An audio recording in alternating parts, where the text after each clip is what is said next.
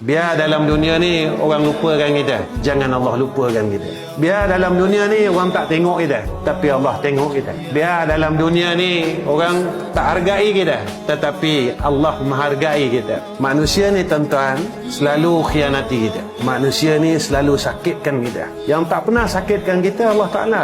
Yang tak pernah khianati kita Allah. Yang tak pernah zalimkan kita Allah. Berkali-kali kita buat salah, Allah tak terus balas. Mengumpat sampai sekarang tak pernah berhenti. Tinggal semayang sehingga hari ini Allah tak terus balas.